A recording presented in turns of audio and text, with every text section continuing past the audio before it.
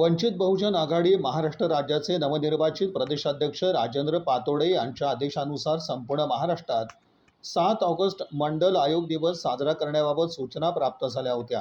या अनुषंगाने जिल्हाध्यक्ष चंद्रशेखर मडीखांबे यांच्या उपस्थितीत भीमक्रांती बहुउद्देशिक सामाजिक संस्था हनुमाननगर भवानीपेठ इथं मंडल आयोग दिवस साजरा करण्यात आला। वंचित बहुजन आघाडी सोलापूरचे जिल्हा पदाधिकारी कार्यकर्ते यावेळी मोठ्या संख्येने उपस्थित होते।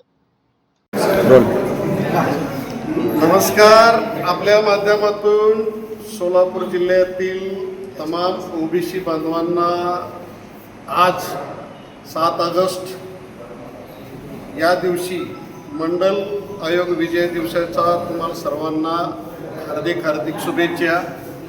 आजच्या दिवशीच 7 ऑगस्ट 1990ला ज्यावेळेस लोकसभेमध्ये तत्कालीन पंतप्रधान VP सिंगांनी ओबीसी बांधवांसाठी 27% आरक्षण जाहीर केले, त्या दिवसापासून आपण सर्व इंजिनियर, डॉक्टर्स, IPS अधिकारी, तहसीलदार, कलेक्टर, BDO या पदापर्यंत आपण पोचू शकलात। परंतु याच्या पाठीमागे वंचित बहुजन आघाडीचे राष्ट्रीय अध्यक्ष श्रद्धेय बाळासाहेब आंबेडकर यांचा खूप मोठा त्याग आणि बलिदान आहे। त्यांचा संघर्ष आहे की त्यांच्या संघर्षामुळे, त्यांच्या मागणीमुळे, त्यांच्या रेट्यामुळे आपल्या ओबीसी बांधवांना 27% आरक्षण या ठिकाणी मिळालेलं आहे।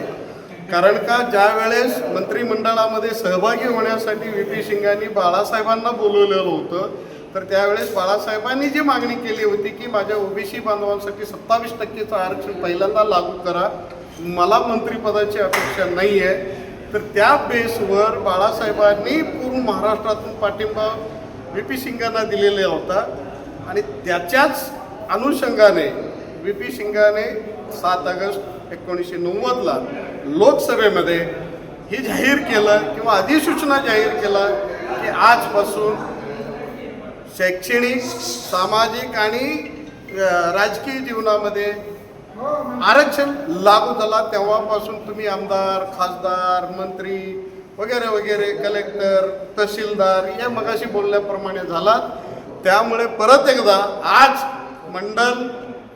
मंडल आयोग विजया दिवसाच्या तुम्हाला 7 ऑगस्टच्या विजया दिवसाच्या तुम्हाला खूप खूप शुभेच्छा देतो आणि आपण सर्वांनी श्रद्धेय बाळासाहेब आंबेडकर यांच्या कष्टाची आणि त्यांच्या त्यागाची, त्यांच्या बलिदानाची जाणीव करून ठेवाल एवढी अपेक्षा बाळगतो। जय हिंद, जय हिंद।